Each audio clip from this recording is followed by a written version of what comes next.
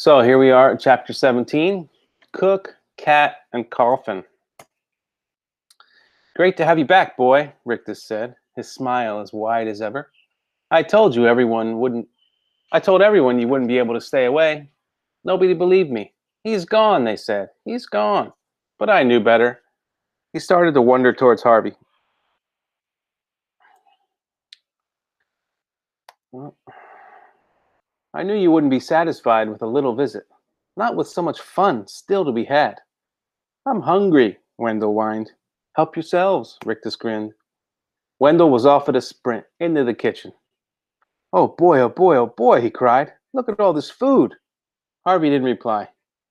Aren't you hungry? Rictus said, raising an eyebrow high above his spectacles. He cupped his hand behind his ear. That sounds like an empty belly to me. Where's Mrs. Griffin? Harvey said. Oh, she's around, Rictus said mischievously. But she's getting old.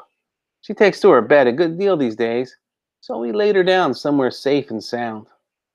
As he spoke, there was a mewing sound from the living room, and there at the door stood Stu-Cat. Rictus scowled. Get out of here, he spat. Can't you see we're having a conversation? But Stu-Cat wasn't about to be intimidated. She sauntered over to Harvey, rubbing herself against his legs. What do you want? Harvey said, going down on his haunches to stroke her. She purred loudly. Hey, that's fine and dandy, Rictus said, putting off his anger in favor of a freshly polished smile. You like the cat likes you, everybody's happy. I'm not happy, Harvey said. And why's that? I left all my presents here, and I don't know where. No problem, said Rictus. I'll find them for you. Would you do that? Harvey said. Sure, kid, said Rictus, persuaded that his charm was working again. That's what we're all here for, to give you whatever your heart desires. I think maybe I left him up in my bedroom, Harvey suggested. You know, I think I saw him up there, Rictus replied. You stay right here. I'll be back. He took himself up the stairs 2 or 3 at a time, whistling tunelessly through his teeth as he ascended. Harvey waited until he disappeared from sight, then went to check on Wendell, letting Stu-Cat slip away. Ah, now, look at this, a voice said as he appeared at the kitchen door. It was Jive. He was standing at the stove, as sinewy as ever, juggling eggs with one hand and tossing pancakes in a pan with the other. What do you fancy, he said, sweet or savory? Nothing, Harvey said.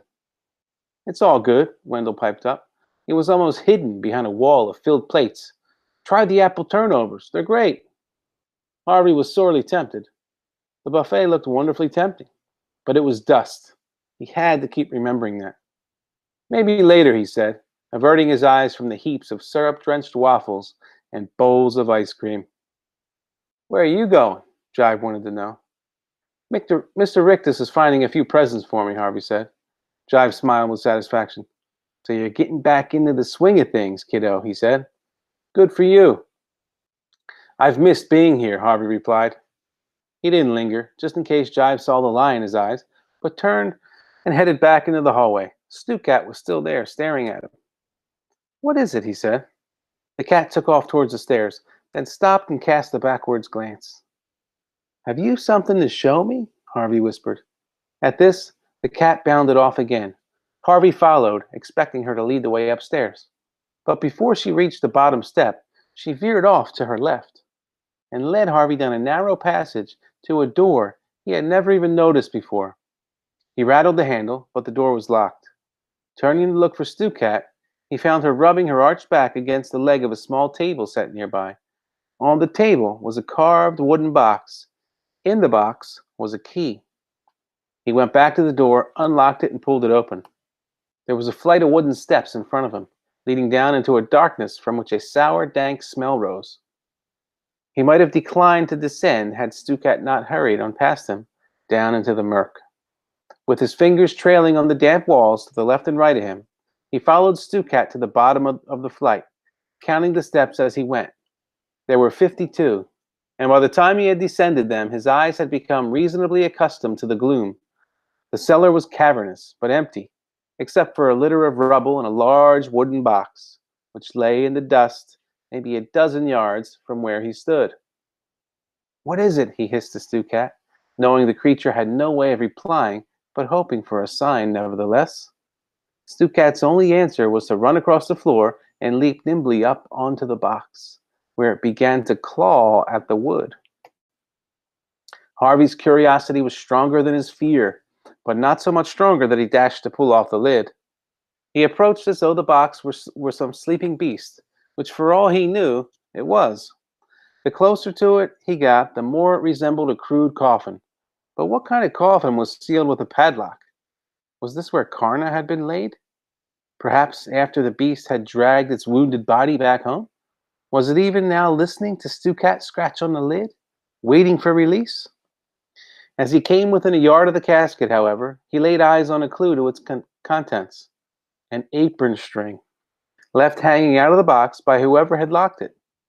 He knew of only one person in the house who wore an apron. "Mrs. Griffin," he whispered, digging his fingernails under the lid. "Mrs. Griffin, are you in there?" There was a muffled thump from the inside. "I'm going to get you out," he promised, hauling on the lid as hard as he could. He didn't have the strength to break the lock. In desperation, he began to search the cellar, looking for some tool or other, and found himself two sizable stones. Hefting them, he returned to the casket. "This is going to be noisy," he warned Mrs. Griffin. Then, using one stone as a kind of chisel and the other as a hammer, he assaulted the lock. Blue sparks flew as he struck at the metal, but he seemed to be making no impression until all of a sudden the lock gave a loud crack and fell to the ground. He paused for a moment, a feather of doubt brushing his brow. Suppose it was Karna's coffin?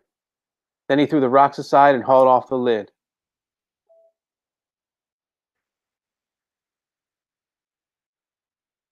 And we'll end there. Scary.